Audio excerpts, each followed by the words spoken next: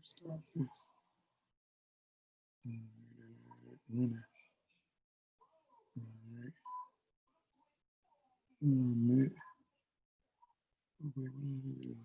All right.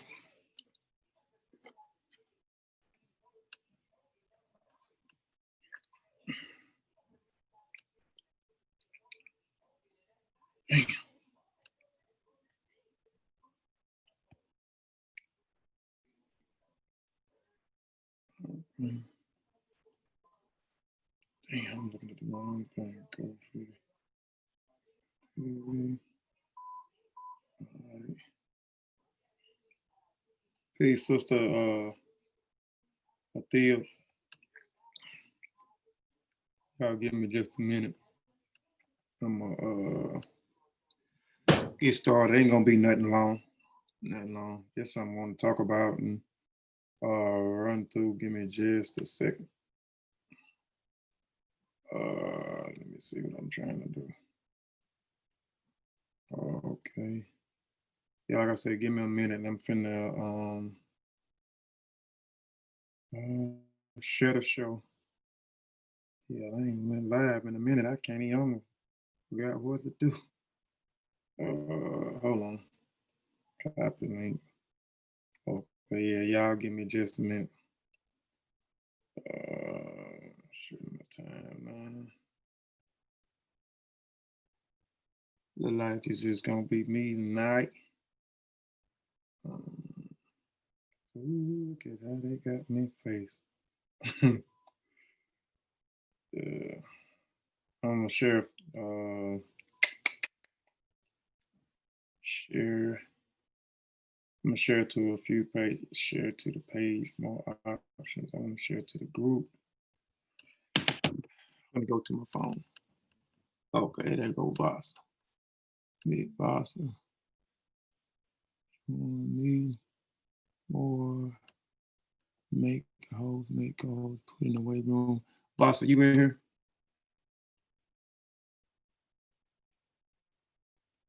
Y'all bear with me just another minute, please. Boss, are you in here?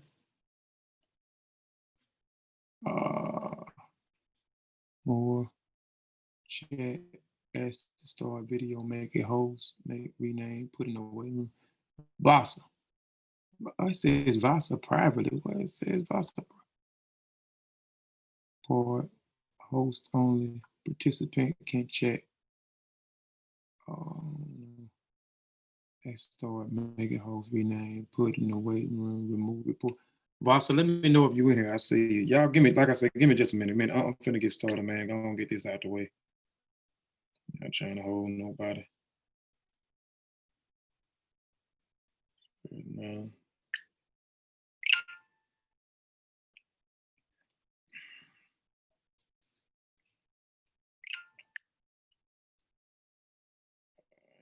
I ain't got time to share this, man. I ain't got time to share this, man. Y'all, I'm finna get started. Let me go back.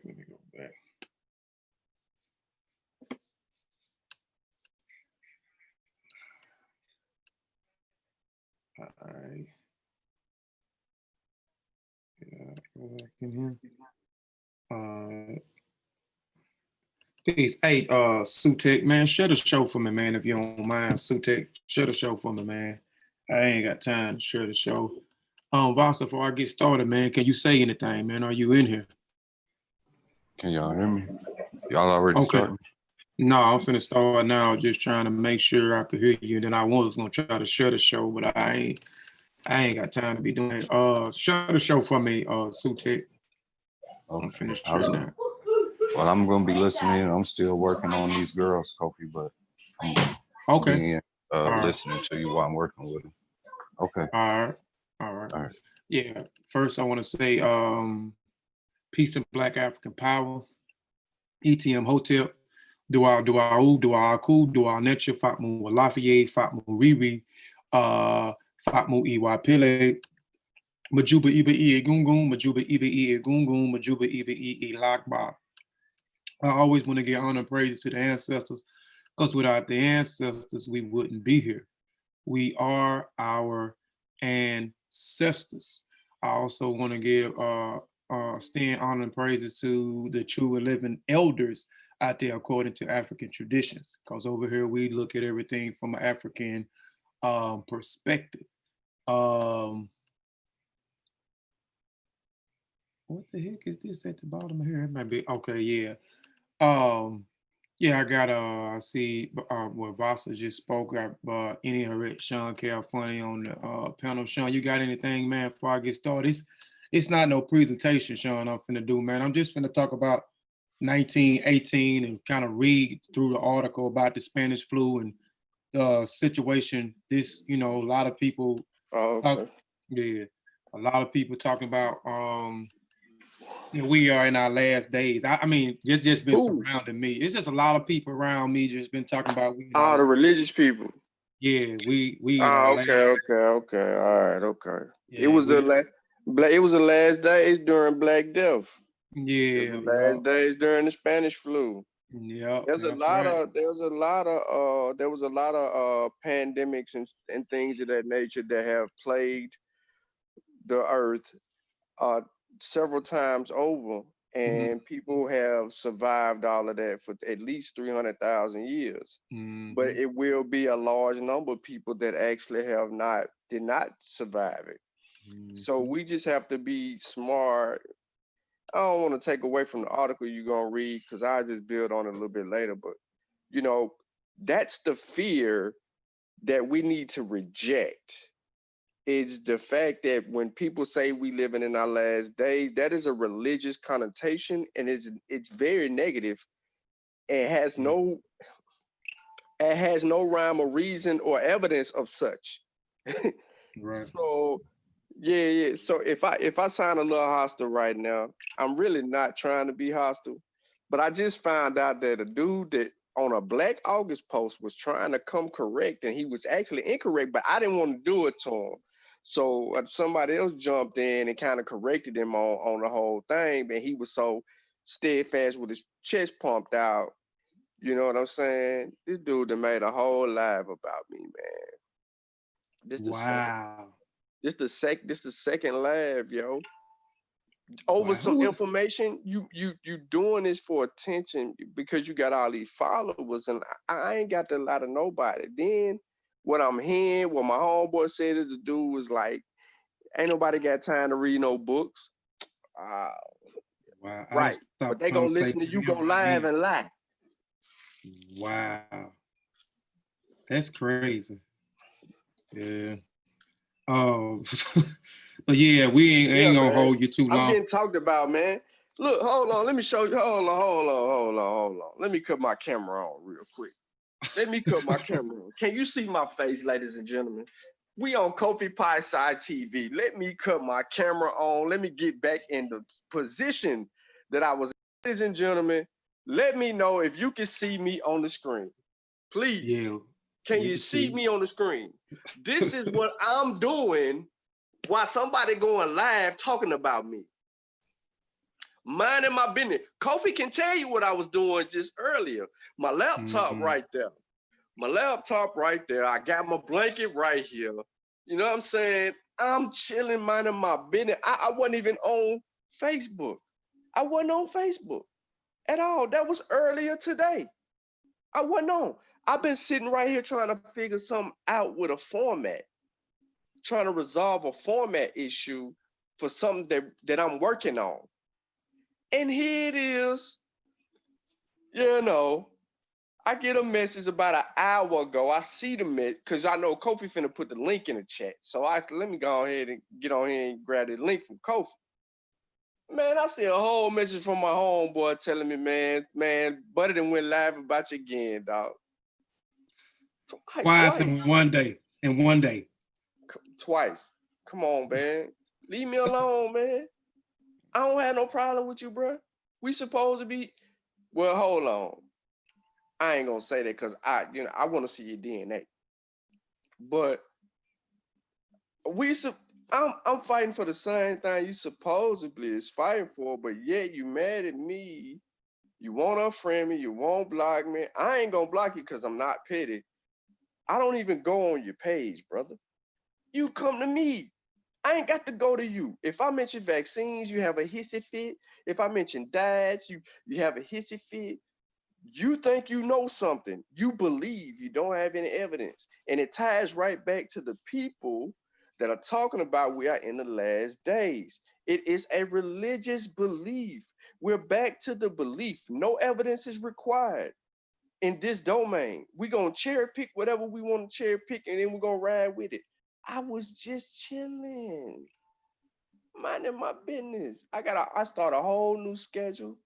I'm focused on what I gotta do for another 12 months, 11 months. I ain't thinking about him. My kids ate. Long my kids eat, I'm cool. I'm about to go pull a fat boy move and get them something special if I can real quick without them even knowing where I'm going. But look at me, ladies and gentlemen. I'm just minding my business. Kofi, I'm sorry. Let's get the show going. My bad. You all right?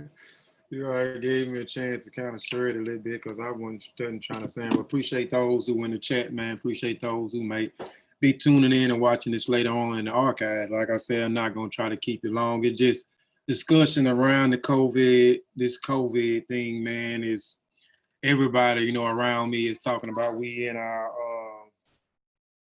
our last days, so I want just share some information of this situation that we in right now for this coronavirus. They was back in the same situation back in 1918, far as what I mean wearing masks. They was wearing masks. San Francisco made it a law where you had to wear a mask. We just gonna go over some of the this article. Even the schools were shut down in 1918. Some of the jobs, people lost their jobs. During the same time. And Shawn talked about a few, a few vaccines, not vaccines, but a few other diseases. So this is not the first time. This didn't happen. Even in 1918, you had other different pandemics that took place. Over the years. Let me share my screen real quick. Share my screen. All right. Again, peace of those in the chat. And am I sharing my screen? Okay.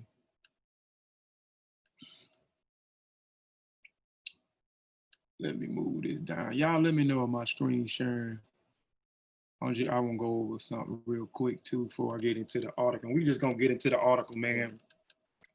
And talk about a few little things. But here we just, leprosy, real quick. If y'all can see my screen, Black Death. I think Shawn mentioned Black Death earlier. This was in 1350. The Great Plague of London in 1665. The Chorila, I guess I'm pronouncing that right. That's in 1817. I'm not finna read that. I'll get a link later on. Y'all can go back and y'all can read this for myself. We can kind of move quick. The Russian flu in 1889.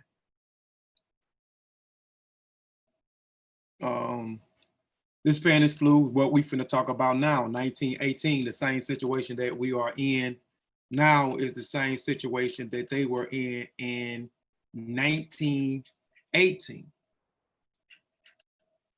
All right, you got the Asian flu in 1957. You got HIV, AIDS, another virus, 1981. You got SARS, 2003.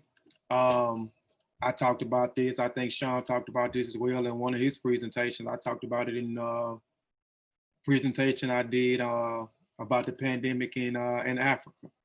COVID-19, the current situation that we in now, the coronavirus, that is amongst us now. But the same situation that we are in right now in 2020 is the same situation they was in 1918. I'm gonna be jumping back from article, but here it says in the late summer of 1918, a devastating second wave of the Spanish flu arrived in America's shores, carrying by the World War the doughboys returning home from Europe. The newly virulent virus spread it from Boston to New York to Philadelphia before traveling west to infect the pandemic population from St. Louis to San Francisco.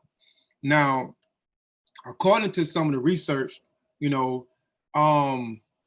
they're not sure exactly what the Spanish flu. We know the Spanish flu is a virus, and they saying that the Spanish flu was somewhere over here, and the soldiers from America took it to Europe. Then you got some things I read where it was first found in Europe and then the United States and Asia. But all the research I have is always showing Europe, America, and Asia. Lacking a vaccine and even known causes of outbreak, mayors and cities' health officials were left to improvise. Should they call schools to ban all public gatherings? Should they require every citizen to wear a gaze face mask, or would shut down important financial centers and wartime be unpatriotic? These are some of the questions that they asked. When it was over, the Spanish flu, it killed an estimated 675,000 Americans among a straggling 20 to 50,000 million people worldwide. So it was, excuse me, I said it was amongst a staggering to 50 million people worldwide. Certain US citizens fared far worse than others, though looking back more than centuries later, the evidence that the earliest among well-organized response slowed to spread the disease, at least temporarily, while the city dragged their feet or let down their guards to pay a heavy price. The same thing that we doing now. Our government officials and et cetera, letting their guard down. This is why the virus, the coronavirus is spiking up and the death toll is spiking up. I'm gonna have to go back and put up too where we at right now, far as today, far as worldwide with the deaths, far as how many affected over here in the United States, how many died over here in the United States, and how many died globally. But the Spanish flu, it killed 675,000. This was just in America, but the total, I think, was 20 million people worldwide died from this particular virus. And I'm gonna jump to this next article over here. I told you I'm gonna kind of jump back from what's the name, but let's talk about what is the Spanish flu real quick. It is an unknown exact where a particular strain of influenza that causes the pandemic came from. However, in 1918, flu was first observed in Europe. You see right here, it's telling you it was first observed in Europe, America, and the areas of Asia before spreading almost every other part of the planet within a matter of months. Like I said, some you say it was first observed in Europe, and then you have some where it said it was observed, but they still don't know exactly where this Spanish flu actually originate from. But you have some say in America, and this was around World War II. So you have some said that it was in America and the soldiers took it to Europe. Then it spread it to Asia, and then it spread it worldwide and became, this virus became a pandemic. Despite the fact that 1918 flu wasn't isolated in one place, it became known around the world as the Spanish flu, or Spain was hit with hard by the disease and was not subject to a wartime news blackout. There affected other European countries. Even Spain, King Alfonso the 13th reported contracted the flu. Now it's not really no evidence, as Spain had more, and you can correct me if I'm wrong too, Shawn, that Spain had more people with the virus than anywhere else. As far as the things that I read it was these people was the first people to start reporting about this Spanish, because all of the other places began to be naive. Just some of the stuff that I read about Some of the same stuff that we doing, we being nonchalant, the government officials being nonchalant, the mayors being nonchalant, like here, like the government, some of the government officials are leaving it up to the people in the different states, the mayors and other governors to make a decision on whether they want to close down the towns, close down the states, or etc., or leave it up. So Spain was the first people that started reporting about this flu. This is how you get the name Spanish flu, because the Spanish or the Spain people started reporting about this virus and how this virus started to affect people worldwide. It became a global pandemic. Once using the aspect of 1918, the flu was and struck down many previous healthy young people and a group normally resistant to the type of infections, illness, including a number of war servicemen. Infected, more US soldiers died from the 1980 flu than were killed in the battle during the war. 40% of the US Navy was hit with the flu, while 36% of the army became ill, and the troops moving around the world crowded ships and strains helped to spread the kill the virus. Although the death toll, attributed to the Spanish flu, it is often estimated at 20 million to 50 million victims worldwide. Other estimate runs as high as 100 million victims, around 3% of the world population. The exact numbers is impossible to know due to the lack of medical records keeping in many places. And I see here, it's just my opinion. I think if we don't start doing something different, I think that we are gonna be affected much more than what the Spanish flu. It says 20 to 50 million people died, and I know 678,000 people just in the United States alone died from this virus, and I think of maybe 20 million, if I'm not mistaken, worldwide or globally died from this virus. What is known, however, to often few locations was immune to the 1918 flu in America. Victims range from the residents and major cities of those remote Alaska community. Even President Woodrow Wilson reported contracted the flu in early of 1919 in the while negotiating the Treaty of Velocity, which ended in the World War I. Hold on. If somebody else come in here, man, let me know if somebody else come in. I don't know if Sutekh gonna come in, but some y'all let me know on the panel if he's waiting to join the panel. Why was Spanish flu called the Spanish flu? Let's talk about it real quick, and then we'll go into some of the other stuff. The Spanish flu did not originate in Spain. Like I said, though new coverage of it did during the World War I, Spain was a neutral country with free media that covered the outbreak from the start. First reporting on the Madrid in the late May of 1918. Meanwhile, Allied countries and Central Powers had wartime censors who covered up news of the flu and keeping morale high. But Spanish news sources were the only ones reporting on the flu, many believed to originate there. The Spanish, meanwhile, believed that the virus came from France and called it the French flu. So it did not originate in Spain. Like I said, these were the first people that started, the news media, the outlet started covering about this Spanish flu, or this virus. Where did the Spanish flu come from? I'm gonna skip that. Some believe affected the soldiers, spreading the diseases into the military camp across the country through to the areas overseas. In March of 1918, 84,000 American soldiers had crossed the Atlantic and were followed by 118 more than the following months. I'm gonna show a few images. Here it ain't that many images on here. I might pull up some more if somebody want to see some more images, and we'll go in.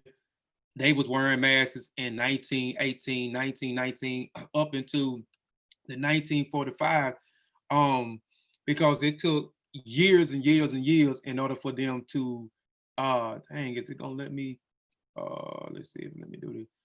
Before they was able to create a vaccine. And like I'm telling people that I've been associating around here, you know, they saying 12 to 16 months for a vaccine, for they be able to come up with a safe vaccine. You know, we are finna, I think they are already in the test trials now. with what they have. But this is, even if they come up with one in the next 16 to 12 to 16 months, it's going to be the fastest vaccine ever created. Am I correct, Shawn? If you're still on here, they won't not let me pull these images up. It won't let me pull the images up. Shawn, you still on here? Shawn might be gone. I was trying to pull these things up, man, so I can let y'all see the what's the name. But let's go on. Fighting the Spanish flu. When 1918 flu hit, the doctors and scientists. Yeah, man. Yeah, I was asking what I'm saying is correct, right? You know, I know a while back here they were saying that it was going to be 12 to 16 months before they be able to come up with a safe vaccination, and I'm saying that's going to be the quickest turnaround ever for creating a vaccine for some type of virus, because I know other viruses, it took years and years and in order for them to create a safe vaccine for a particular virus. Am I correct?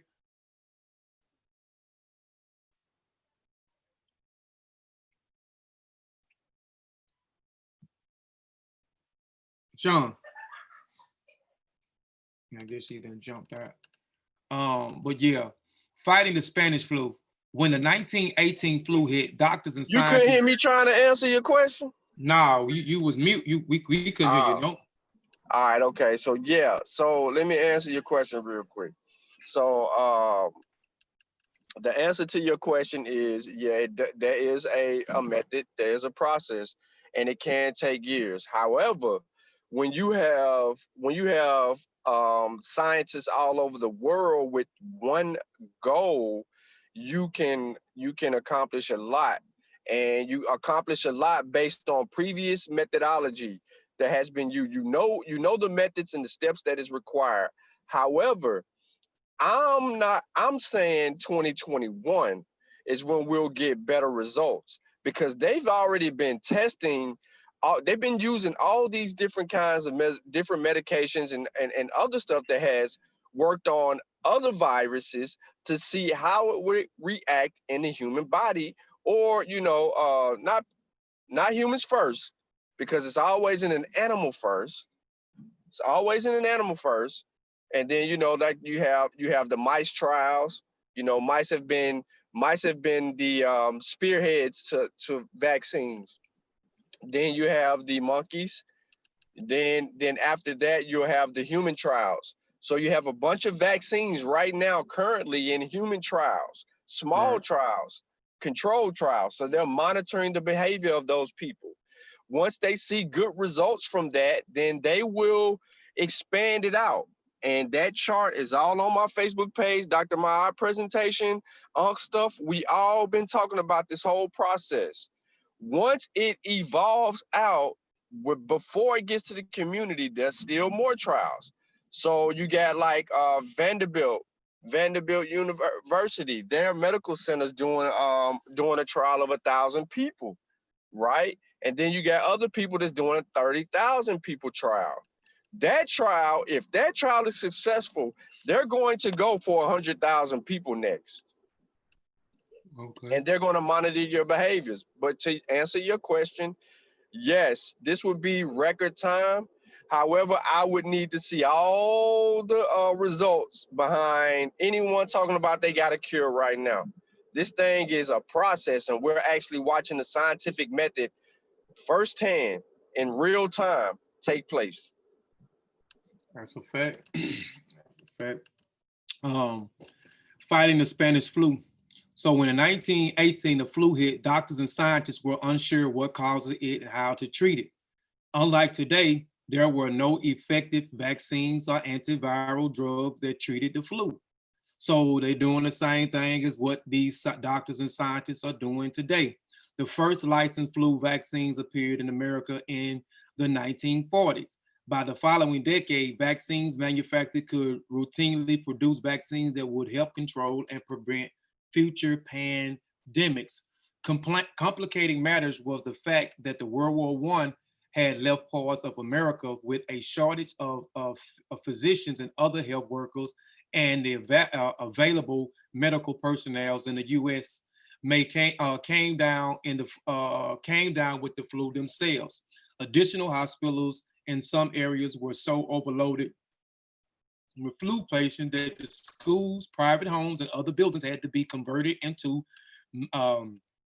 makeshift hospitals, some in which were staffed in medical students, which we see today that when this pandemic hit, that our hospitals was overloaded with people suffering from the coronavirus.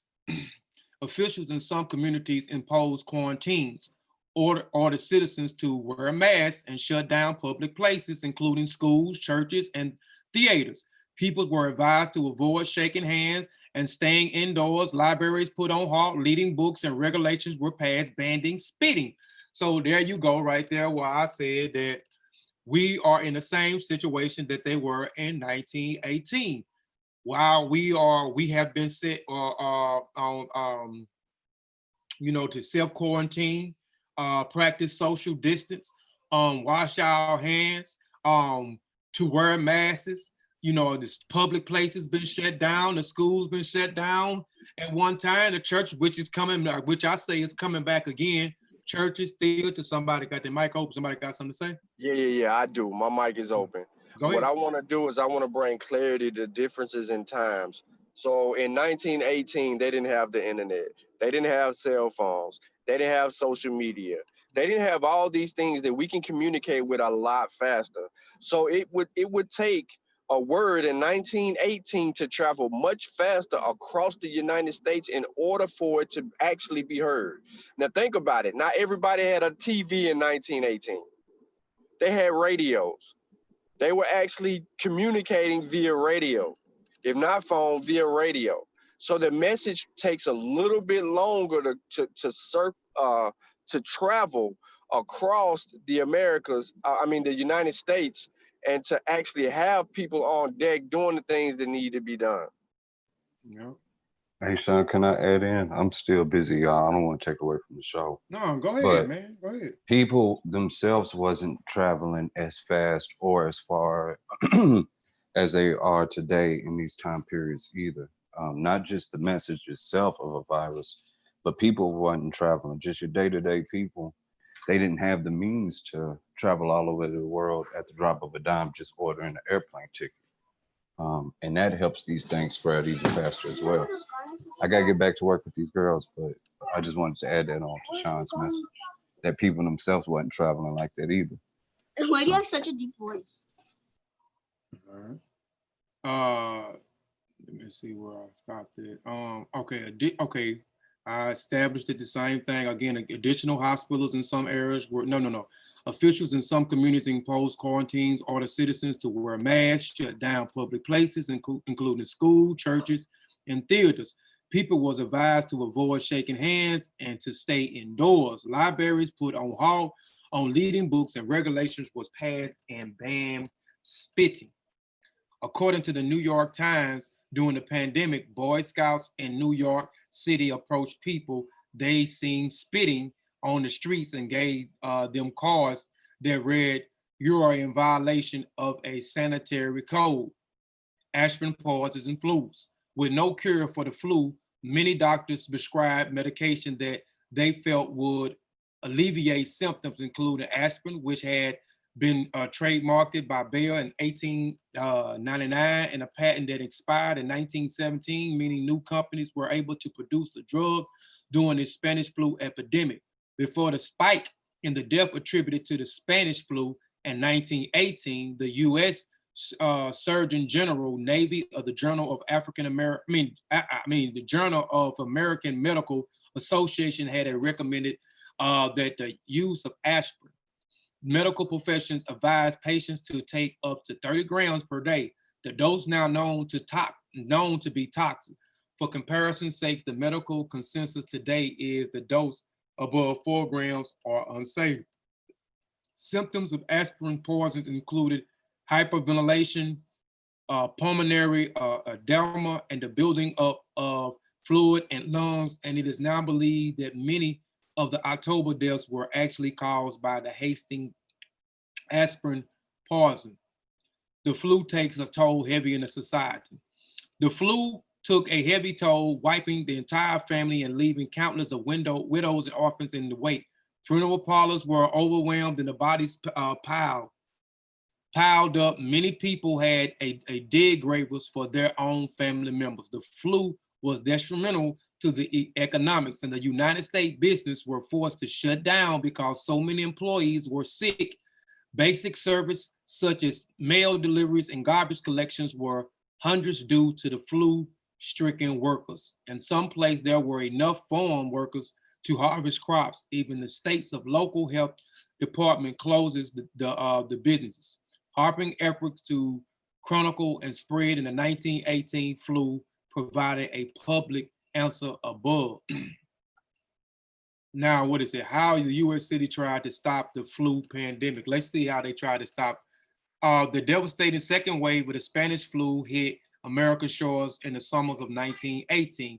The returning soldiers infected with the disease spread it to the general populations, especially the densely crowded sites within the vaccines approved treatment plans. It fell to local mayors and health officials to improvise plans of safeguarding the safety of their citizens, with pressures to apply patriotic at war times with a censored media downplaying disease spread it. Many disease tragedies. We doing the same thing here. We downplaying the disease and the virus right now. We've been downplaying it. We have opened our cities back up because right now, the government has already let you know that it's money over morality, money over morality. So they don't care about how many, how the virus is gonna spike increasingly, and it's steady increasing rapidly every day. Philadelphia response was too little to the doctor because when the virus first hit New York, Philadelphia, and St. Louis was the first part before it started to spread anywhere. This is where most of the cases were. The responses was too little, too late. Dr. William Cruz, director of public health charity for the city, insisted mounting fatalities were not the Spanish flu, but rather just a normal flu. So September 28, the citizen went forward to a Liberty Long parade, attending the tens of thousands of Philippines spread the diseases like wildfire. And this here, just looking at what happened with the parade in Philadelphia, these guys had already invested some money. So they didn't want to stop, had already, counted the money that was going to be partaker, the money that they was going to be making toward these parade, stuff had already been set in place for this parade. So many people was coming out to this parade, et cetera, et cetera. Again, that's why I say the government is all about money over morality. They can give a damn about you living or dying. It's all about a dollar. So doing this Philadelphia that they're talking about right here, doing this parade, it reminds me, it put me in the mind of in Florida. If you look back in Florida, I don't know what part of Florida that it was, and every year they have so many different fests in Florida. But I think this was like a month ago. I don't know, one of y'all might know on the panel, but I don't know, was it, was it down in Panama, something that they have every year in Panama, Florida, Panama City, Florida, Daytona. I think it was down in Daytona, Florida. Whatever they have down there in Daytona, Florida, I could be wrong, but I know it's in one part of Florida. But I know every year they have these different. It's like it's closer south, so you gonna just say closer to Miami and all that, because what happens is when you got to look at how the virus was spreading and where it was spreading the fastest, and it's always going to be international airports. I'm gonna say it again. It's always going to be big international airports that have a lot of traffic coming and going out of them 24/7. So you got to look like, you got to look toward Miami. You gotta, and all of that area down there. You got to look toward New York. You got to look toward Atlanta. You got to look toward California, and et cetera, et cetera. You look those places first because of those people coming in and out, travelers. And that's how and people are not conscious of this, but this is how viruses actually spread. They actually spread coming in through these airports. So these travelers that have been over in Europe, China, Russia, India, you know what I'm saying? They done been over there minding their business. They done came back, you know, they had a little slight cough. Y'all gotta, man, listen, that movie, what was it, Pandemic or whatever it was? Not, yeah. I know it's a Netflix movie, but then it's an actual movie that they did showing you where this lady went over there and she had that cough and she came back. The next thing you know, she dang near died. That's how viruses get to you. Remember, you're fighting something that you can't see. Yep, and that's what I was talking. You hit it right on the nail. It was in Miami. I'm looking at I just pulled up something from the New York Times right now. The costly toll not shutting down spring break early. So yeah, doing down there in spring break. I might have been a month or two ago. I know I was reading about it and I seen it on the news and they were showing how all these people was down on the beach down in Miami, Florida, doing the spring break thing that they had going on. And right after the spring break, how their numbers rapidly spiked and increased with the coronavirus. Because when they were showing it on the news, wasn't nobody down there, man, on them beaches. Didn't nobody have on no mask. Wasn't nobody practicing social distance. Wasn't nobody 6 feet from each other. They was just down there partying and having a good time, and then suffer the consequences afterwards. After down there for spring break down there partying down there. And it's out of the New York Times, and I know I see it like I said on the news. This might have been maybe 2 months. Might have been 2 months ago. No, this is back in April, May, June, July. Well, this was back in April. But you know, like I said, the Philadelphia, this incident that they talking about right here with the Spanish flu, the same thing. These people went on with having a parade, and it cost them after they had this parade. So it says, but rather just normal flu. So in September the 28th, the city went forward with the Liberty Long Parade attending by tens of thousands of Philadelphians, spreading disease like wildfire. In just 10 days, over 1,000 Philadelphians were dead, with another 200,000 sick. Only then did the city close saloons and the theaters. By March of 1919, over 15,000 citizens in Philadelphia had lost their lives, being irresponsible. We just doing the same thing. You think we would learn from history, but St. Louis, Missouri was different. Schools and movie theaters closed and public gatherings were banned. Consequently, the peak mortality rate in St. Louis was just 1/8 of Philadelphian death rate during the peak of the pandemic. Citizens in San Francisco were fined $5 of a significant sum at a time if they were caught in public without masks and charged with disturbing the peace. My personal opinion, I think we should do some of the same things, because a lot of places now, before you enter them, they are asking you to wear a mask, but you know, they can't force you to wear a mask. Just take for instance, Walmart, July the 20th, they made it official. Walmart stores, if you go in and I don't know where, if it's hold on, let me see. I think somebody else wanted to join the panel. All right, Sutekh. All right.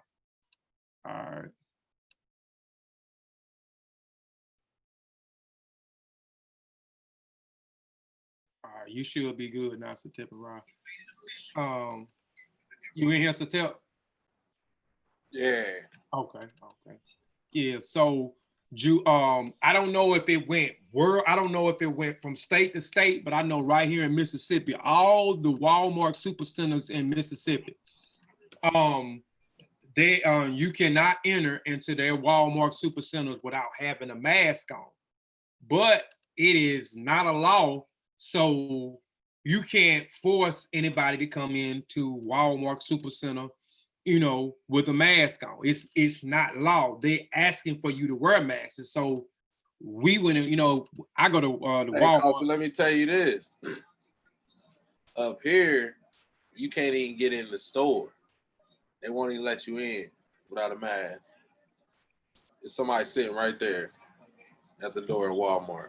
Yeah, that's how they is at Walmart here. They can't force them because when we went into the store, there was people without any masks on, and then one of my classmates that's actually been working there since we've been in high school. He probably been working at Super Center about 20, maybe 20 some years. Because I've been out of high school since I don't want to tell my age. Well, I don't care about my age. I graduated in 96, 2006, 2016. Damn, I've been out of high school 23 years. So he been there ever since we've been in high school. So he been there 23 or 25 years. So Walmart. And he was telling me the same thing when we was looking, and it was a lot of people that had masks on, but it was some people in there walking around with no mask on at all, and it was some people that was older than I was with no mask on. I couldn't figure that out. But he was saying, yeah, that Walmart wants everybody to wear a mask, but it's not the law. And everybody that's been coming in there been talking about they're American citizen. This is not a law. You can't force them to wear a mask. And they told them, yeah, that's true. We can't force you to wear a mask. We asking everybody to wear a mask before you enter in here. But they letting them folks in here. They letting them folks in there without a mask on. Majority of the people are complying and wearing a mask. But you got some people that's not wearing the mask. You got no people, and I hadn't really been out like talking about it until like this week. Everybody know I got married this week, so I kind of been moving and we've been going places and stuff like that. Congratulations. So appreciate it. So this is like the first time since January, since the 1st of March, since I've been in a restaurant, out shopping in the mall, a shopping center. This is my first. This week been my first time since March. I've been trying to be responsible, and so but the places I went into, with some of these malls and stuff, they got people at the front door too. But if you don't have a mask, they got masks that they'll give you, if you want a mask. So, but most of the other places I've seen, the people been participating and been wearing masks, or they get to the front, they ain't fighting and fussing. They're getting a mask and putting a mask on and going on. But yeah, so in San Francisco, like I was saying, it was, man, they made it, you got fined, you got fined if you didn't have a mask on, you got charged for disturbing the peace, for not having a mask on. And that's crazy too, and they need to have them in these places. They need to have them everywhere. Because just thinking about it too, we went into City Hall, and it's crazy. City Hall don't have the workers wearing masks. You have some of them wearing masks, you got some of them don't wear a mask. So they leaving it up to if you want to wear the mask or not, and that's crazy. And we went to the City Hall. This was Friday. We went in the City Hall Friday to turn in our marriage papers, and then to pay the garbage bill and see about changing my address so I can get my car tag cheaper. And the lady that was taking care of us, she didn't have a mask on. And man, she was, while we was waiting, and she was coughing and hawking, and I don't know, was she doing it on purpose or not. My old lady walked out, you know what I'm saying? She walked out, I stood there, but we had our mask on, which, I kind of stepped back, but they, up in there, they, the workers, they letting them, you can either wear them or you don't have to wear them. So some people are taking it serious, some people not taking it serious. You hear about that Republican? They got it, that Texas Republican. Mm-hmm. He was on there talking about you ain't need to wear a mask. Right. Mm-hmm. He ended up getting it. So some of them state representatives is the ones that's saying, all right, our state, we ain't requiring that you wear a mask. Yep. The state over here, we requiring it. You know what I'm saying? Yep. And I think the governor of Brookhaven, or he was the governor of the mayor here, I think he just got out of the hospital for having the coronavirus. And I know when they had us on a curfew, man. These people want, and they wasn't enforcing it, man. These people weren't doing what they were supposed to do. We was shut down at 5 o'clock every day. shut down at 5. All the stores that was open 24 hours, they had to be closed at 8 o'clock. At night, you couldn't be on the road unless you was going to work. You had to have permits. And I know our job gave us permits, but I mean, they just gave us permits for nothing because I get off at 12:30, sometimes 1:30 in the morning. So if I did get stopped, you know, I wouldn't get fined or in trouble for the permits. But these people weren't paying no mind here. Like I said, these people was out when we was on shutdown. Man, you had people all out in the yard barbecuing, their kids playing with other kids, folks pulling up in the yards and having car shows and just all kind of stuff. I'm telling you, man, they just really weren't taking it serious down here. And we went to having the less cases, and man, and we just spiked up. Mississippi spiked up real quick, just like everybody else, man. One doing what they supposed to be doing, and the government officials here was acting nonchalant as well, and hesitant to move slow as well. So it's government officials. Yeah. But at the same time, you know, it's the person as well. You know. Yeah, it's the person as well. But you know, it need to me, it need to be more, especially like on these people that's going out on these jobs and stuff like that. They need to have these things where they educating the people so they can know what actually is a virus, what a virus actually can do, what the coronavirus is actually doing if you can catch the coronavirus, who is high risk for the coronavirus, how can you minimize this virus, you know what I'm saying? So it's just people just is misinformed or uneducated about viruses in general or what's going on with the coronavirus today, man. So people being nonchalant.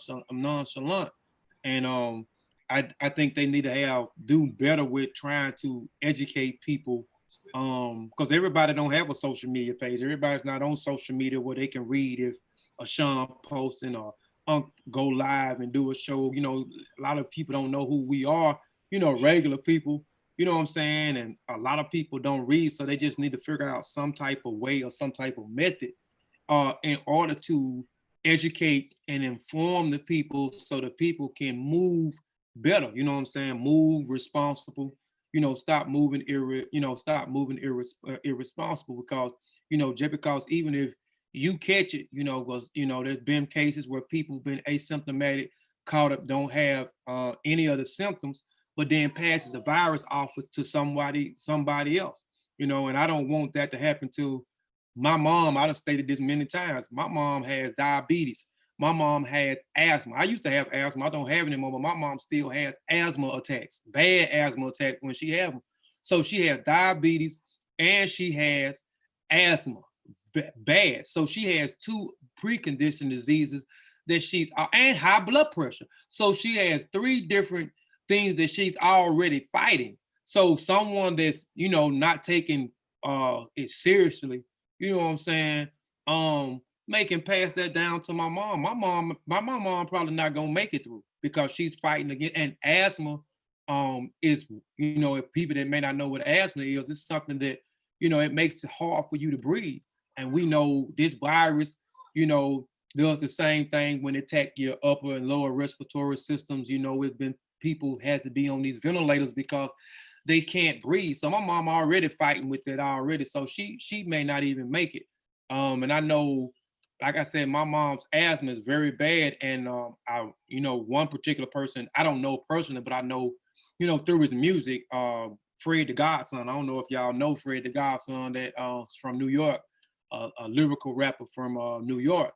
But he had bad asthma attacks like my mom had, you know, and he caught the coronavirus and he didn't make it through. I don't even think he made a whole week, you know, after getting the coronavirus.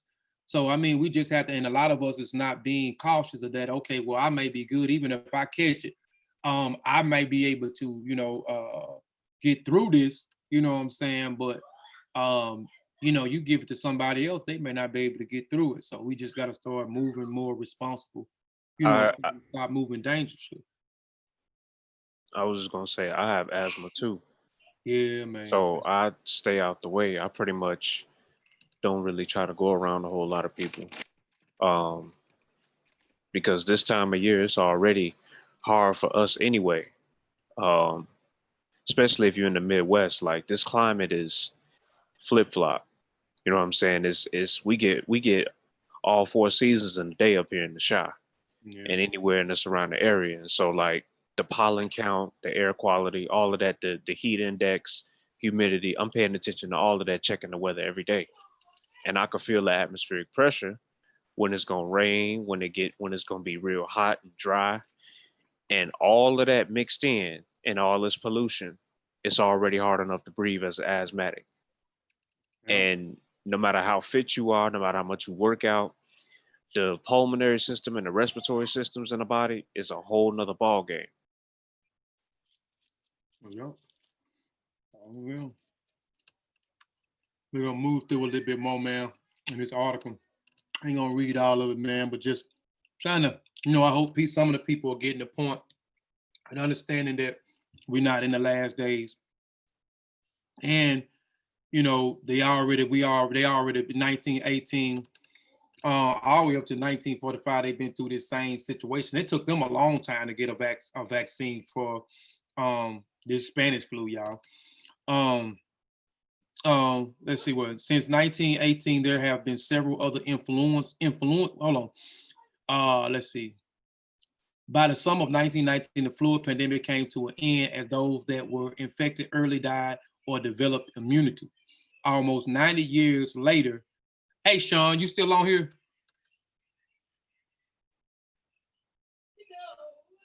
Yeah, I'm on here. Okay, before I go even further, can you explain, okay, right here, it says, as those that were infected either died or developed immunity. Can you kind of explain to the family what they mean by developed immunity? They're talking about natural immunity, and people who have been infected with the virus have not gained immunity. It's like your system is trying to build up some type of immunity. That immunity is only lasting for like 2 months, and then you're susceptible of catching it again. However, your body is also including more damage every time that you may come across or come into contact with this particular pathogen that keeps re-entering. So that's the mystery in how to resolve this issue is, can we create an immune response that would allow our immune system to fight it seriously fight it? And the answer has been no. And so natural immunity don't work. People think, I'm just gonna get infected, and then that's what that's gonna be, and that's not the case. You can't. It's too serious of a virus for you to sit here and say, I'm just gonna catch it and then I'm gonna be good. Because Rob Rich just went. Now you good. Rob Rich just went through this situation. His mama's still sick. He just got over it, and he sounded like he was on his deathbed. He couldn't sleep. He was uncomfortable. Had problems eating. Had problems breathing. He has other conditions that he needed to take care of. So he needed to take care of his medicine. He had to force feed himself all the way through this whole transition, and he just started feeling better. So he ain't the only one. My homeboy at my job, same scenario. Talking about, man, he just want to sleep, like he wanted to die. You too. Like he wanted to die, and then you know what I'm saying? Like that's what's going on. And people think natural immunity gonna do something. You're a freaking fool. Not one scientific study has proven that natural immunity is working. And originally that was Trump's argument. Now y'all was talking about mask. Y'all were talking about mask. Now that was their whole argument. To not wear the mask, they gonna gain natural immunity. Natural immunity was gonna solve all their problems. Nah, we just let everybody get infected, and then we just, you know what I'm saying? We just keep on going with it like that. No, people start dying, and they start dying at high numbers, and people start getting infected at high numbers. And now the problem is the asymptomatic people, the people that have it but are not showing certain symptoms. because it's small and minute and they ain't paying attention to that. Like for instance, I could have had it. How would I know if I could have had it? Like I could have had like a mild little chest pain or a headache or something like that and not thought nothing of it. And then, you know what I'm saying, I like have a little trouble breathing or something like that. Small little issues like that. Just thinking, you know, just something simple like a cold. You might think you got a cold or something like that, but it's actually that dang on virus. And asymptomatic people are not being respectful enough to actually put on a mask and or glove. I say gloves too, cause I ride around with the gloves and the mask. You know what I'm saying? Just to be safe, like you know, practice And the social stick. distancing and all that. Huh? I said, and the stick. Right. Sure. Golly, man. Like you know, we have to be conscious of that. But no, natural immunity cannot be gained with this particular this virus. It's not happening. It's not up to it. If it was, the amount of recoveries that we have wouldn't be facing long-term conditions or possible long-term conditions or a possible reinfection. Because I guarantee you, if my buddy, when he come up out of that house, he had to learn how to walk again. That's how bad he been on his back. I mean, how long he been on his back, he ain't been able to do something. So if he is to come across that again, it could take him out. Because it already tried to kill him the first time when he had to go through dialysis and he couldn't breathe on his own either. So he was having to have all the around-the-clock treatments, and they was draining fluid from his lungs constantly. And that's what helped him. So you saying that if you get the virus, you get the coronavirus, and you make it through the coronavirus, that means that you can get the coronavirus again. That don't mean that you have immunity now because you had, I got it, I'm good, so I can't catch it anymore. So you saying, okay, I mean, I understand. This is for the stupid. I'm gonna stop. This is for some of the foolish people out here, because I hear that a lot. I hear that a lot too. That once you get it, you know, you have total immunity from catching it again because you have already had the virus the first time. You know, I hear what was going on in early history with the history of our species? Because you know, I like the scientific conversation myself, especially with evolution, because this is also an evolutionary conversation, right? Your medicine. Pandemics was killing people then. They weren't gaining natural immunity from certain pandemics then because you listen, man, this is the seriousness of it. People were encountering a novel virus, okay? Something that they had not ever encountered before. And due to that experience, it was taking people out because the body had never been introduced to it. Now, our body is introduced to thousands of pathogens a day every time we go outside. But our bodies have adapted to that. Why? Because earlier in our childhoods, most of us crawled around on the freaking floor, rolled around on the freaking floor in our homes. Our parents put down a little blanket and let us crawl around, roll around, do all those things. That helped develop a natural immunity to a lot of the pathogens that exist here right now. Now, what babies aren't introduced to are those things that they actually have had vaccinations for. And if they didn't have a vaccination for it, when they encounter it, your bladderwracks, sea moss, all that ain't working. It's not working. Bladderwrack and sea moss ain't working. You lying? Nah, I ain't working, bro. The herbs, nah, ain't working, bro. And that was my point for bringing it up, because I wanted to say something about that. Yeah. Now what happens real quick? I'm gonna let you go. What happens with like those things is that it helps aid in strengthening the immune system. It doesn't aid in protecting it against a pathogen, right? We need to understand that it aids in strengthening the immune system. It does not aid in creating an immune response. No herb, no sea moss, none of that stuff is creating an immune response to a pathogen. Therefore, we are susceptible of contracting these viruses regardless. Mm. Right. The life expectancy of any story that you're gonna read, I don't care if it's from the Bible, the Quran, any African, written down story from an oral tradition passed down, and you happen to find, no, people is not living that long. As far as if whoever that did exist or whoever that didn't exist, because this is not a conversation to get into debating people about their faith and whoever they follow. It's the underlying problem of why they say that they can just, their Lord gonna bless them somehow and they just gonna make it through because they prayed about it and their God is gonna save them. Going back to waiting on somebody else to come save us. Wasn't nobody saving your ancestors when they was getting sick out in the fields, picking that cotton in the tobacco fields and sugarcane. They was on top of having to work themselves to death. They was having to deal with the pathogens and things here.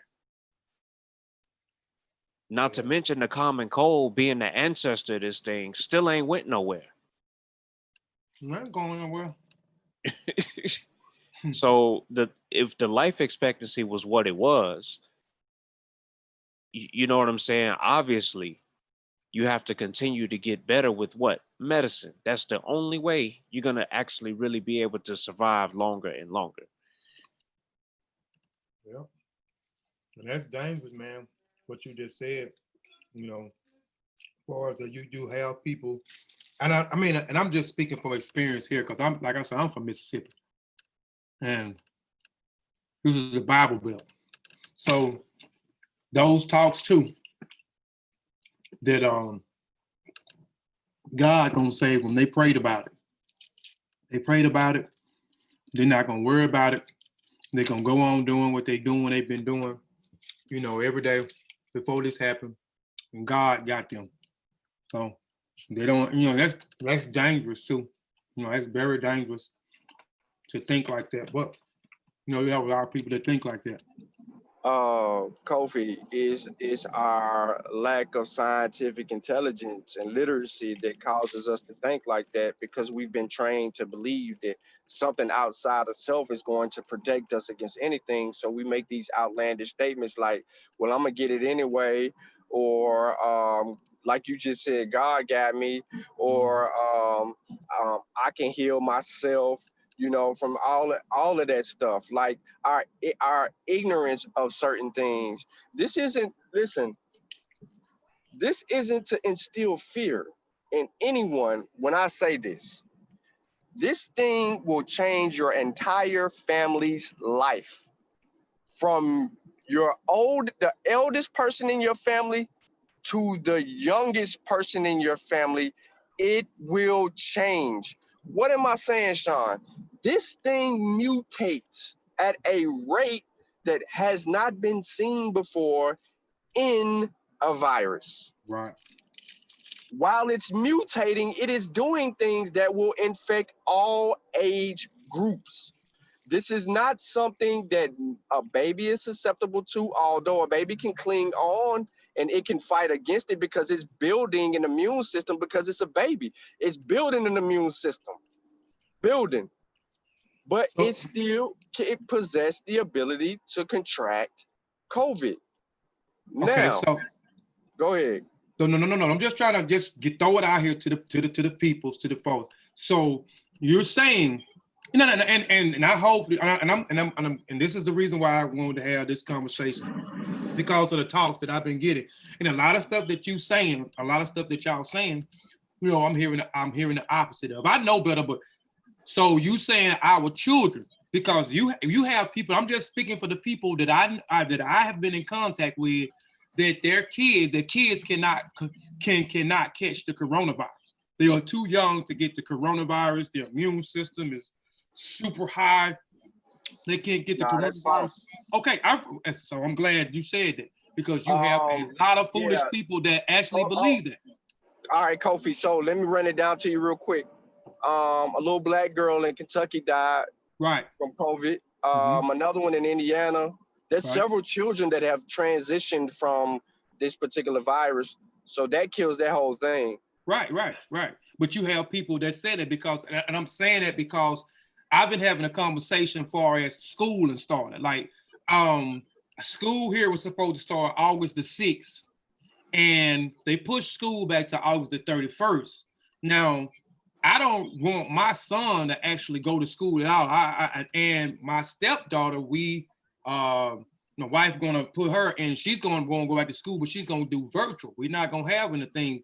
And I've been, telling folks that it's too early to be sending these kids back to school, because a lot of people here is not, and I'm just speaking for here in Mississippi or the surrounding areas here, are naive and thinking that only grown people can catch this virus, and young children has immunity to catching the virus. So the only people that has to be cautious right now is the teachers, but the kids are good. So let's start school back up. Why you think the teachers are scared? If that's our logic, right there, is that the kids are going to be safe. Everybody else need to protect themselves. If that's our logic, why are the teachers scared to restart the school? Because they're the ones that are out there in front of these schools protesting. They're protesting. Do not start the schools back. They do not want to be in a classroom where they have to deal with a child. Now, granted that they get to check the child's temperature at the door. The child got to have a mask on, got to be social distancing. You got all these regulations going on right now, but these teachers don't want to do that. So they sent forms home for parents. Are you going to be able to homeschool your kid? Because we can go online and teach your kid. But the problem is they don't want to be in the classroom unless they in there by themselves, bro. You don't, and the one thing kids do is carry germs. They are bad at washing their hands. They sneeze and pee all over toilet seats and everywhere else. That's an issue. They might eat something wrong one day, next thing you know, they throwing up. You know what I mean? And the first thing kids do when they encounter something is they touch their nose, rub their nose and their eyes. And if they sneeze, that thing carries. Now, how far does it carry? 13 to 20 feet. Yep. If it's a hard sneeze, the virus will stay in the atmosphere for quite some time, at least 2 to 3 hours. That's just one child if it sneezes in a closed-in room. Now, what happens if they in the cafeteria and you got several kids sneezing and all the teachers in there? You're knocking out teachers now. Yep, and that was my whole case. That was my whole case with talking to some of these people. That's the reason why, and people say I'm over-exaggerating. I'm over-exaggerating. No, they're over-exaggerating their ignorance. So it's crazy. And I was talking to my dad about it, the other day too. He was asking me, my perspective on it. And these were some of the issues that I was telling him and some of the things that could happen if we open these schools back. And then I was telling him about some of these things that they was also trying to do for the school, putting kids in glass boxes, what I'm saying, to isolate them, like China doing. Yeah, that's, like China doing, and it was some other different things that they was trying to do, but China has command, but here's the difference though. China has had a lot more experience with COVID-19 than we have had because of our president and his science, how ignorant is the science and his ability to ignore the scientists, which were the authority on the subject. So instead of letting Fauci actually handle the situation and tell people what we need to do, he went against everything Fauci said, and he made it an actual political argument in public with the head of virology. Man, come on. How you do this with the lead doctor in the field? This is what he does. He studied these things, right? Now, the only thing this pandemic has given us the ability to do is see people's ignorance and learn more about our immune systems. Force most of us to learn more about our immune systems because we're having to dig deeper to know. And you know what I'm saying? Even if you're doing surface level researching, or if you're just reading an article or two, or you just looking at a post, it's forcing you to know something about this disease, this virus, or the disease that causes the virus. SARS-CoV-2 is the disease, and COVID-19 is the virus. So it's teaching you to do that. Now, some people don't have proper research methodology, and they're not going to go far enough to actually understand what needs to be done and how to disseminate information. But what you've been saying this entire time, and your reflection to go back to 1918 and bring it present, there's two things that we have to take into account. Telecommunications, right, which is key, right, and travel, like Vasa said. Okay, because what happened in America is that the everybody that was fighting in the war returned. And when they returned, what they bring with them? Right. A virus. Mm-hmm. So anybody that studied the Spanish, you understand that. Now you got to understand what actually helps us fight a virus. And then you have to say, okay, they say take this herb, take this, but that's not stopping the virus. So when we had these whole vaccine arguments last year, and then y'all was like, nah, y'all need to talk about the immune system. That put people on notice that, hey, we need to scrap everything that we're presenting right now, although it is correct, but we need to hone in more so on these T cells. We need to, what is a T cell? What is a B cell? What is this? What is that? What causes these things to defend and fight off, and create these big old words like antibodies and antigens and pathogens and all of that, right? Dealing with all of that flow. So you have to go back and you could just, like I said, surface level stuff. Now people want to talk about the ACE2 receptors, and you know what I'm saying? They want to talk about how, they want to be super technical now. Way too, we don't have to be there. You can surface level and educate yourself. But you need to understand, ladies and gentlemen, that no cloud is going to crack open, and 2,000 or 200,000 angels is going to come out of there and pick one of y'all up and take y'all back with them. It's 244, ain't it? 244,000? 244,000 is not cracking the sky. We are not going to see some creator come out of the sky and deliver us from this pandemic. We are going to have to work together to fight off this virus. We're going to have to work together, meaning I need to be smarter. You need to be smarter. The people next to you need to be smarter. Your neighbors need to be smarter. We all need to work together in order for it to do what needs to be done. Now, imagine had we been forced to practice social distancing and close schools a lot earlier, right? And then when we got into trying to just leave things up to essential needs and stuff like that, we left it at essentials. But we forced the mask to be worn a whole lot earlier. We laughed at China, Japan, Korea, and some of those third world countries because they were wearing masks. We laughed. We was like, we ain't wearing no masks. We totally disregarded the mask. And they've been wearing masks all these years. Like you can look up videos of anything dealing with countries, and they've been wearing masks. Yeah. Been wearing them, bro. Yeah. So we laughed at them. We just thought that it was wrong. Now here it is. Why would they be wearing so many masks? Because the diets over there, the things that they actually eat over there, they encounter certain things. Like people don't know where MERS come from.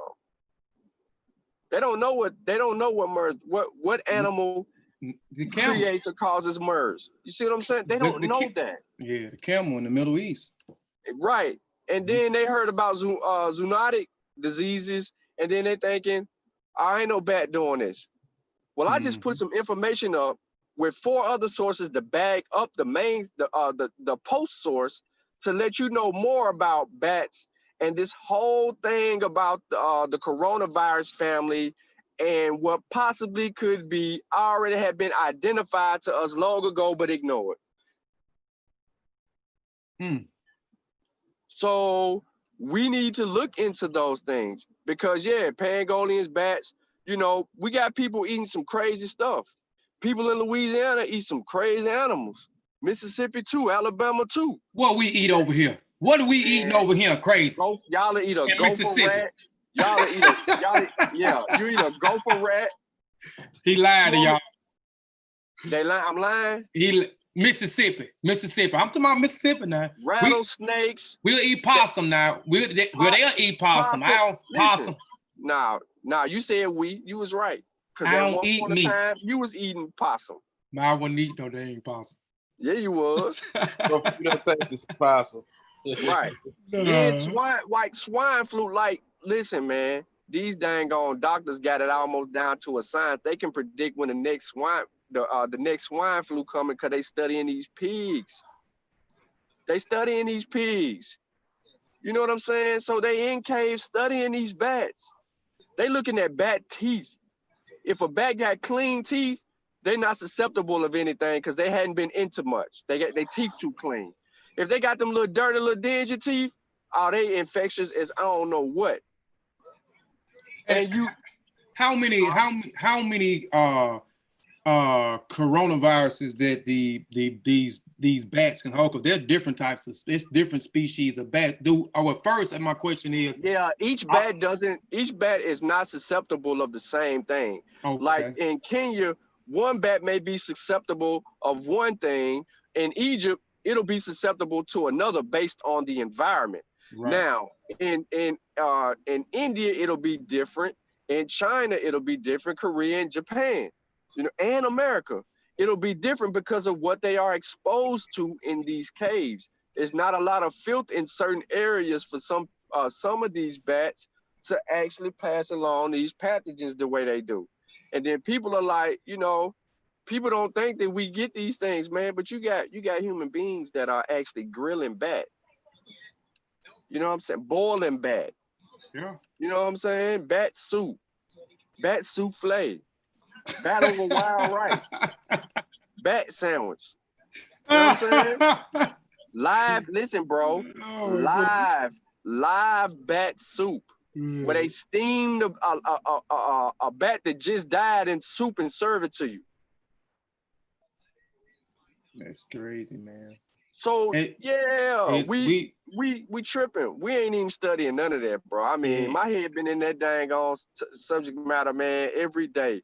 At least I try to get at least two or three good articles in on what's going on with that Rona. We need to study more about these animals that we eat, because like you saying that most these animals are the hosts to some of these viruses. You mentioned the MERS a while ago. We know MERS. You can ride a camel. You can ride a camel and get that. Yeah, but they was drinking the camel. They were drinking the camel milk too. They was drinking the camel milk over there.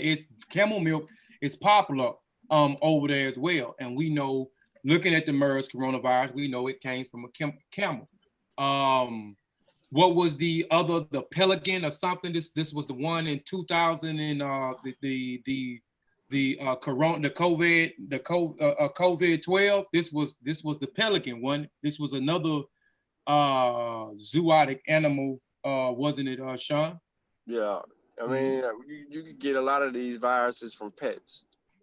Right. So we just need to we need to study more about what we are actually are putting in our bodies. What happened if we put these certain animals' flesh into our body? What can happen? Because we know these different animals are hosts for different viruses, and it mutates once it gets inside of another.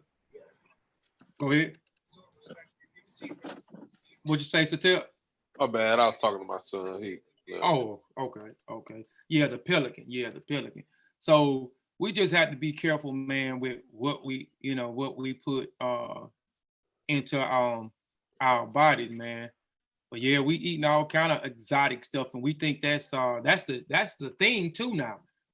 Eating exotic meats. I know it's different places, high-end places that you go into, and this is the thing where you eat these exotic, you eat this exotic meat. This is a certain type of status symbol.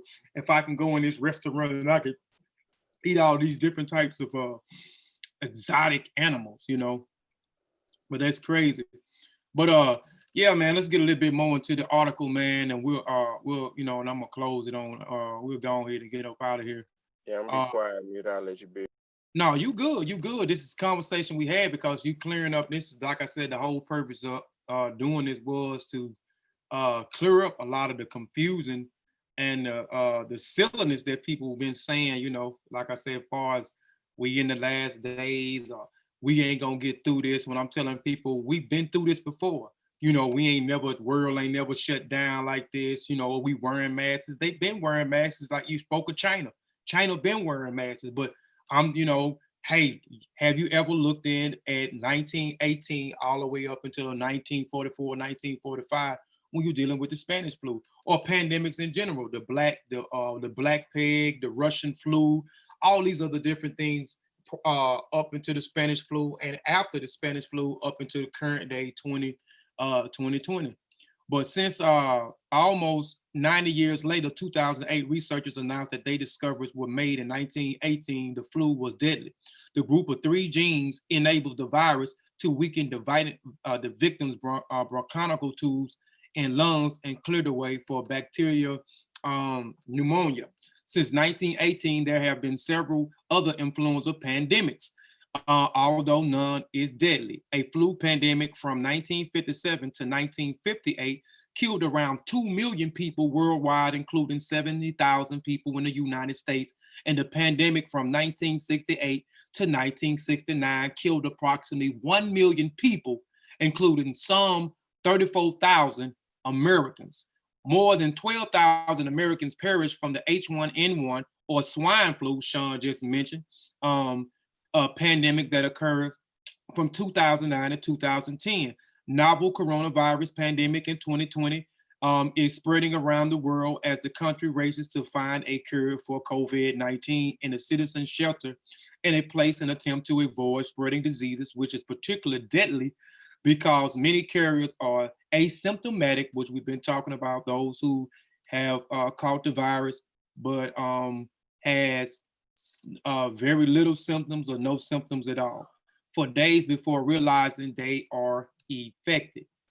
Each of these modern pandemics bring renewals. Hold on, y'all.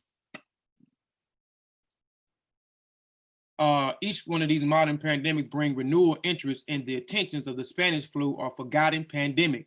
So named because it is spreaded all, or it was overshadowed by the deadliness of World War I and covered up by the news blackout and poor record keeping. Yeah, so it was covered up during the World War I. So, I just wanted to, show people that churches were shut down, jobs were shut down, people were wearing masks, people were getting fined for not wearing masks, certain states were shut down, certain people was on self-quarantine, on quarantine. So this is nothing new. The situation that we in now, this is nothing new. And I wanted to go into some other things, but I'm not going to go into, I wanted to kind of show the trials, how long they went through the trials, because I was talking about that this is going to be a world record, if we come up within the next 12 months, 16 months, we come up with a vaccine for this coronavirus. This is going to be the fastest vaccine ever, and a lot of times it takes years in order for them to create a safe vaccine, man. I think this was a good bill. People need to go back and study and stop spilling misinformation, false information, or just stop saying stuff if you just don't know at all. You know, I'm quite sure some people in 1919, some people in 1957, some people in 1887, some people in the 13th century were saying the same things when these certain pandemics struck the world globally, and said that these are the last days, or it's things are not going to get better, or we in the ending days, and etc. etc. I'm quite sure a lot of our people said the same thing as people are saying now in 2020, that this is the end of the world. This is the last days. These plagues, these viruses are among us. But I mean, like I said, this is nothing new. You know, but they was wearing masks in 1918. You know, during this particular pandemic with the Spanish flu, this virus that they had no clue about, that they had to study about, as the doctors and scientists are doing today, to understand this coronavirus, and how to make something to counter this virus. Anybody got anything else, man? I'm gonna look in the chat and see if anybody got anything.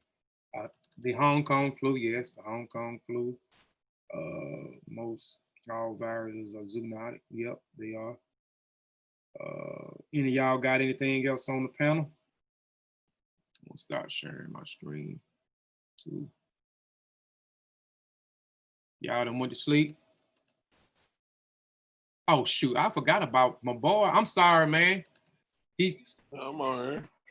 No, it's talking about what's the name? He been waiting a minute. How long you been waiting, Sutekh? Sutekh. He probably is. But yeah, man. But if ain't nobody got anything else, I'll try to look in the chat. Hopefully y'all have copped the spirits. Yeah. See if anybody got any questions. I see anybody. But man, this was a good discussion, man. A good bill. I got a question. Peace, everybody on the panel. Peace, everybody in the chat. Peace. I got a question. Maybe y'all can. Maybe you or Shawn can answer. What does COVID do? Anybody know what COVID does to the immune system? Shawn will probably be more versed in it than I am when it comes to dealing with the immune system. I don't even know if he's still on here, because I know he was ripping and running. Yeah, he done jumped up off of here. Okay. Yeah, he done jumped off of here. Yeah, he more. Love Sosa in here. Love Sosa, can you answer the question for him? Because I know y'all a little bit more versed when it comes to studying the immune system. Like I'm just cracking the surface with the information. I know I may sound like I know a lot of what I'm talking about when it comes to dealing with it, but I'm not. That's not my lane, and I'm not extensive. I don't know enough, but I know enough to get by. Yeah, I was just asking because I know a lot of people take the position of, well, this is what our immune system is made for, to fight off diseases. Yeah, it is to fight off diseases. Right. Yeah, as Sosa says, everything. You know what I'm saying? He says everything, because I know he's well versed in the information as well, man. Yeah, man. So I hope somebody took something from this. Like I said, again, we're not in the last days. The world is not finna end. The situation we in, we've been in this same situation before. Same situation before. Those that might have missed the beginning of the video, I actually showed some other viruses or other time periods where we was in a worldwide or a global pandemic, and we got through those things as well. But I really wanted to highlight 1918 with the Spanish flu, and show you some of the same things that they were doing, we are doing now, especially with being irresponsible, the government hesitant, acting slow, or being nonchalant, with the virus, or thinking that we're gonna all develop immunity and it's gonna pass soon, or this thing is going to come. It's like the flu. It's going to be it's going to come once a year. You know what I'm saying? It'll pass, which that's not the case. That's not the case neither. Again, appreciate everybody for tuning in to Kofi Piesie TV. We appreciate y'all. If y'all hadn't got y'all Spirits of the Mossi, a historical survey in the mind of African warrior scholars, volume 1, please go to Amazon.com and pick up you a copy, or Kofi Piesie TV.com and pick you up a copy. Also, next week, we will be making a big announcement around volume 2. Volume 2 is coming real soon. The name is a little bit different, but it is volume 2. I know we might have talked about the name a little bit for volume 2, but we'll go in depth with the name for volume 2 when we make the big announcement on next week. We'll also be making, once with that announcement, we'll be making an incentive with the pre-orders. And I think the incentive that we get with the pre-orders, I think everybody will jump on that, because we have 2 incentives that we want to give the people if they pre-order the book. But like I said, I don't want to get into details now. We're waiting on something. So once that arrives next week, we're going to make the big announcement about volume 2. And we will make an announcement about the pre-orders and the 2 incentives if you pre-order the book. But the pre-orders are only going to pre-orders is maybe last about 2 weeks, and after, if you're gonna wish you would have got it if you didn't get it during the time of the pre-order. But like I said, we'll announce that we got 2 incentives if you pre-order volume 2, and volume 2 is right around the corner. I think we 2-3 weeks out from actually it dropping. But y'all be on the lookout for that. Y'all be on the lookout for some other things. I'm just gonna let y'all know while I'm on here too, man. I'm gonna say this, because I wanted to go live. I was talking with T'Challa the other day, and I'm gonna get up off here. I was talking to T'Challa yesterday. We was building yesterday over the phone. That's what we do. We're a family over here, so we don't just meet and chop it up in the chats. We all got each other phone numbers. We all talk and chop it up with each other. You know what I'm saying? May not be every day, but we communicate with each other at least once a week. You know what I'm saying? Prior to going live every Sunday on our YouTube channel. But we was chopping it up yesterday, man. We were just talking about a whole bunch of stuff, man. And after the conversation, like, I was so amped after the conversation, and it just was constantly on my mind, the conversation that we had. And I actually wanted to go live on Facebook and just kind of talk about some of the things that we talk about to kind of clear up some stuff. And, I don't understand, like, y'all may not understand, we dropped a book. What is the issue with us dropping a book? Like, what's the issue with that?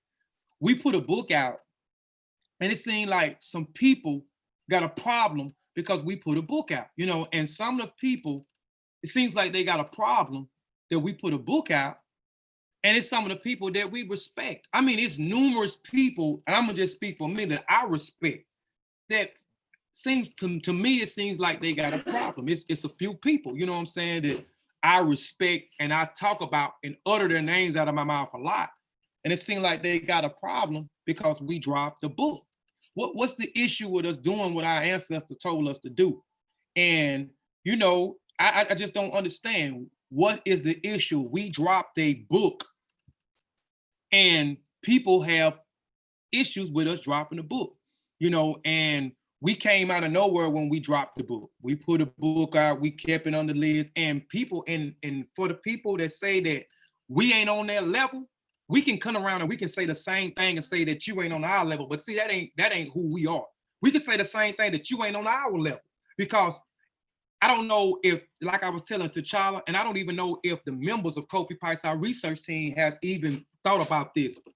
The Spirits of the Mossi, Volume 1, we did that in 2 months. It took us 2 months to put that book together. It took us a week to actually, after we organized it, laid it out, sent it to the editor. We got it back. We put the book out. We did this in maybe 2.5 months. We put this project out, right? We put this project out. And we kept it under wraps, and then we hit people and said, hey, we taking pre-orders for a book. And the book came out May the 28th. It is August the 1st. The book has only been out a little over 2 months. And over the little over 2 months, you know what I'm saying, we have met our expectation. You know what I'm saying? We have sold over 300 some copies of the book. 300, and it's only been 2 months. Our book is headed to Gambia in West Africa to the Gay and Journal Skills Academy. We have accomplished a lot within the last 4 months than people have did in the last year, the last 3 years. So it is. So I'm saying what we did, we have did something great. So I'm not gonna let anybody deter me or destroy my happiness, destroy my team happiness because of what we have accomplished. We have accomplished a lot in a small period of time, And like I said, what is the issue? We only dropped the book. What's up, babe? Oh, so I mean, we only dropped the book. You wanna come over here, babe? Let me see my wife, babe. But anyway, I mean, I just don't know what the issue is, man. People taking issue with us, you know, because we only dropped the book, man. So, but like I said, within 4 months, Kofi Piesie Research Team has dropped a book, put a solid project out, and it's on its way to West Africa to the Gay and Journal. It's got a Gay and Journal a Skill Academy. Thanks to Sister LaDosha. I think she's still in here. If she's still in here, peace, Sister LaDosha. We salute you, Sister LaDosha. So we have accomplished a lot, and we have volume 2 coming out within 3 weeks. So we within this book being out maybe 2.5 months, we 3 weeks away from dropping volume 2. And then if you're gonna be mad, and those people that's mad or jealous, they definitely gonna be mad when volume 2 come out because we up the ante with volume 2. And then they're gonna be mad, and they're gonna steady be mad the rest of the year with Kofi Piesie Research Team because we dropping that project. And then we got a project coming out in September that I'm not gonna mention right now, but it's an individual project. And then on September, in October, I'm dropping 2 projects. I'm dropping 2 books in 1 month. And then we gonna come out and then we got another brother that's gonna drop his book. Then we gonna drop volume 3 before the end of the year. We're gonna drop at least 6 or 7 publications before the end of 2020. So we gonna keep doing what our ancestors told us to do, and that is to continue their works, to build on to their works.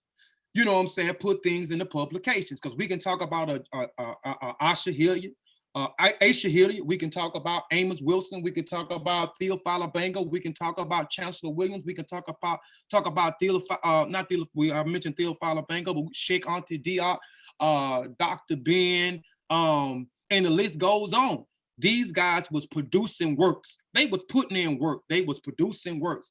And 2021, I'm predicting that the year that we're gonna have even a greater year. We're gonna still publish works, but we're gonna get outside where we're gonna start getting primary evidence. We're gonna go to Africa and we're gonna get primary evidence, even though we got people from the Mossi warrior clan that I'm a member of that's already been to Africa and got primary evidence, then been to Kemet twice, then been to West Africa and Senegal and West Africa, and been to South Africa.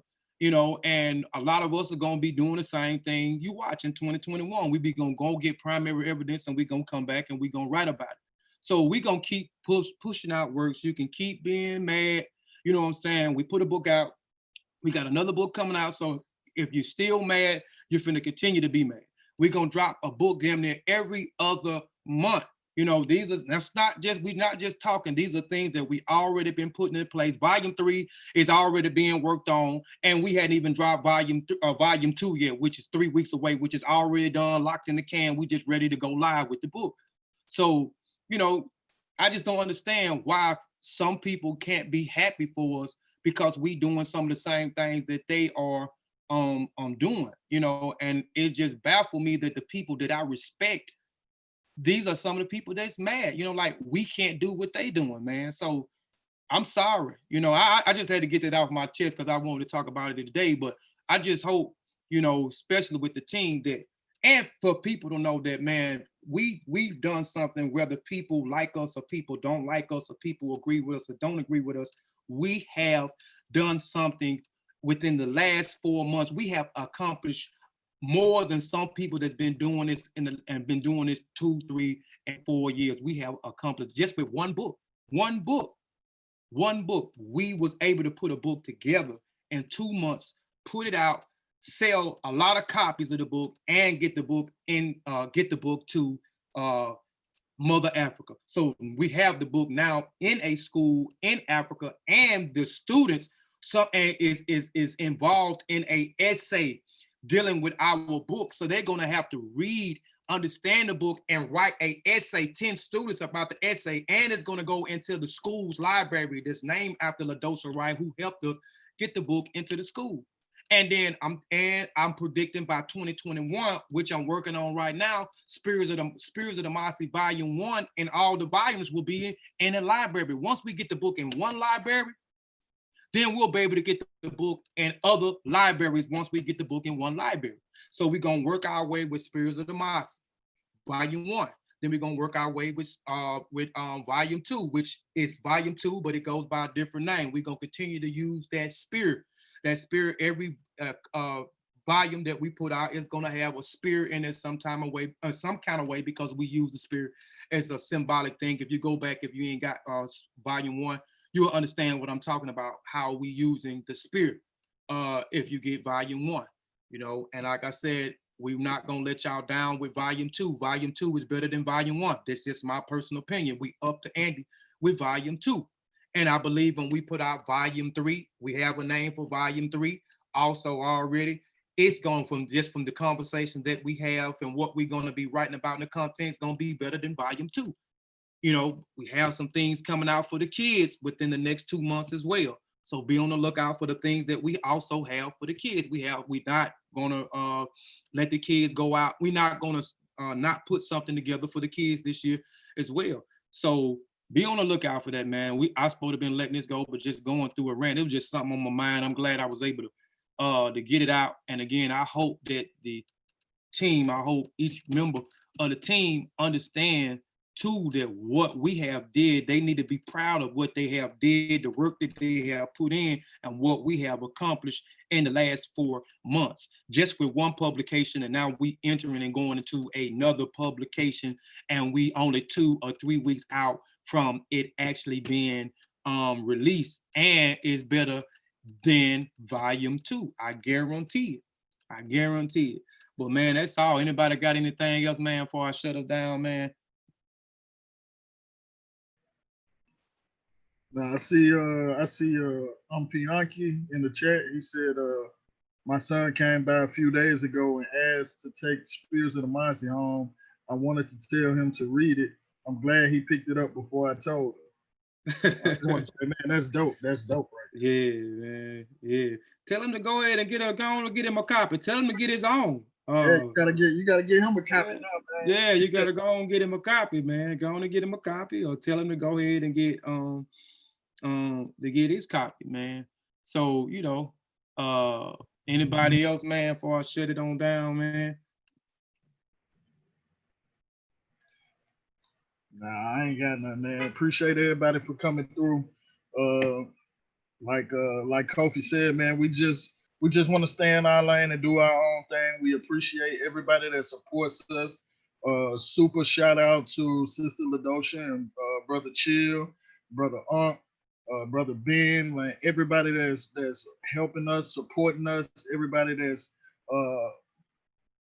joining in. on what we got going on, we highly appreciate it, man. That's all I gotta say. Yes, sir. We definitely appreciate those, that support us, man. And I just, like I said, I just got that off because I mean, we've been supporting people for years, bro. Like we've been supporting people for years. And I know, like me and Shawn, like, and I can go right now. I can pull out stacks of stuff right now since 2013. I've been supporting people since 2013, whether it's a book, whether it's a shirt, whether it's a hat, whether it's a sock, whether it's a DVD, whether it's a comic book, whether it's a children book. I done supported everybody, and then nobody make me support them at all. I did it out of the love. I did it because I believed in these people. I did it because I respected these people. And the people that you named, Brother Ben, I respect him to the fullest. Brother I got a book, actually got a whole book that's coming out in October dedicated to Uncle Kit. I highly appreciate that, brother.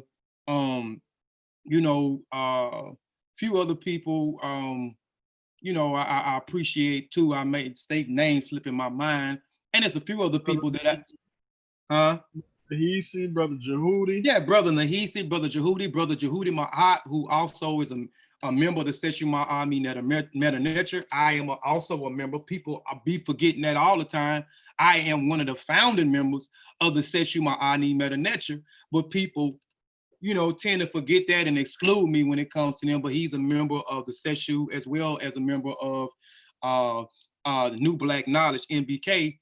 He also wrote in the book in volume 2 as well. He has the forward. He has the forward. He has the dedicated forward. Brother Nahisa, who was also a member of the Amun-Ra Squad and a member of the Mossi Warrior Clan, also wrote the forward for volume 2. So the forward is by Nahisi, and the dedicated forward is by Jehudi Ma'at, who's a member of the Seshew Ma'ani Netcher and a member of NBK as well. So, shout out to them brothers, you know what I'm saying? Shout out to Fortune, shout out to Amin Ma'at Ra, shout out to some few brothers, some brothers and a few sisters, shout out to our sister Lama, you know what I'm saying? I appreciate that sister and the work she does and the support, that she gives us as well. There's a few people, man, that, support us and respect us and happy to see us doing what we doing and want to see us excel and want to see us be great, you know what I'm saying? And I appreciate those people. I salute those people. And, hopefully those people that I respected in the past, that I uttered their name out all the time, hopefully, they'll change their perspective and be happy for us too, you know what I'm saying, and support us, and support us too, but we ain't gonna make nobody support us. I'm sorry if you're mad. You're gonna be mad again in 3 more weeks. You're gonna be mad in September. You're gonna be mad in October. You're gonna be mad in November. And you're gonna be mad in December. Each and every month, we're gonna be dropping a publication, whether it's a collective effort or it's an individual effort. Kofi Piesie Research Team, the umbrella is the publications is gonna be crazy for the end of the year out and going into 2021. It's gonna be crazy. We're gonna be still producing works, and some of us is gonna get on the grounds. We're gonna get on the grounds and we're gonna get our own first-hand research, definitely, because I know I'm definitely, me and my wife, we've been talking about it as well. I don't know, we probably gonna go to Ghana. Hopefully we can make that happen before the end of the year. If not, for the end of the year, the first of 2021. But I definitely will be going, and hopefully we could get some of the other brothers to get down and we get some primary evidence from these different places, and also get some people to sponsor us. We continue to put out these publications and work and see people see how serious we are and see how serious the work is. Maybe we can get some people that can sponsor us and get us to these different places, and so forth. But anyway, man, peace to everybody. If you want to reach us, again, go to info@KofiPiesieTV.com. That is info@KofiPiesieTV.com. That is our official email address. If you want to hit us up for anything, just hit us at that email info@kofipiesietv.com. If you want any of our products, volume 1, volume 2 will be on there real soon. Like I said, we'll be making a big announcement next week, so you'll be able to publish volume 1, volume 2. We still have Spirits of the Mossi shirts. We still have As I Learn, We All Learn shirts, and we'll have some, I know what's name been posting it, but I'm not gonna tell y'all the name of volume 2. You might can go on one of the brothers' page. I ain't gonna tell you who page it's on, but if you want to know what the name of that book is for volume 2, it's on there. But we'll have some of those shirts, hopefully as well. Not Hey, gonna yeah, be I was just about to ask because somebody in the chat asked Elder P. He asked, was it gonna be t-shirts for volume 2? Yeah, it's gonna be t-shirts. We just gotta work it out, man. We gotta figure out what's gonna be best for us. The person that did the shirts for us, well, we actually had 2 people that did the shirts for us. I hadn't got with Shawn to reach out to the other person, but the main person that did the shirts, I had to reach back out to him. He had the best price, but the shirts is an issue. I can't wait for you to get no shirts. I'm ready to go. We ready to go. We can't work if you got an issue with trying to get shirts. Then we had to go somewhere else and get the shirts. So we just trying to see what makes sense for us, what's best for us, and we not trying to get our miles tore out just to get some shirts out on a sale for the people. But our products is on Kofi Piesie TV. The up and coming projects after volume 2 that's coming out in September be on KofiPiesieTV.com as well as Amazon.com. My 2 publications, one, I'll give you a date for one. The first publication is October the 2nd. That's the release date. That's my son's birthday. It's a children book. I give that one away. It's a children book. I won't tell you the name of it, but it's a children book. So my children book will be released October the 2nd on my son's birthday. And then the end of October don't have a tentative date, but it's a goal on the book. I'm putting the finishing touches up on it now. That'll be a goal in October as well. That'll be up on the website as well as Amazon.com. All our work will be up on Amazon.com. Any of our other shirts, hats. We probably have some hats coming soon too. Some other different things coming out. And some articles. We're gonna have some articles. Some articles you may have to pay $1 to get. Some articles that, like we got up on now is for free. Some of the articles, at least, you can pay $1 for 99 cents or 50 cents for a particular article that you may be interested in. So be on the lookout for a lot of other great stuff that's coming out, man. But we out of here, man. I want to say Black African Power. I want to say Shem Hotep. Shem Hotep just means to depart in peace. Again, I always like to say, don't be a danger to yourself or a danger to others. Please move safe. Please move responsible and not irresponsible. Practice social distance. Self-quarantine. If you have to self-quarantine, I know that we have to go out and get supplies, food and other things and go to work. But when you do that, mask up, gloves up, hand sanitize up, stay 6 feet from each other. You know what I'm saying? Be respectful of other people's space. We out of here, man. We'll see y'all tomorrow on Kofi Piesie TV tomorrow evening. Peace again. Black African Power.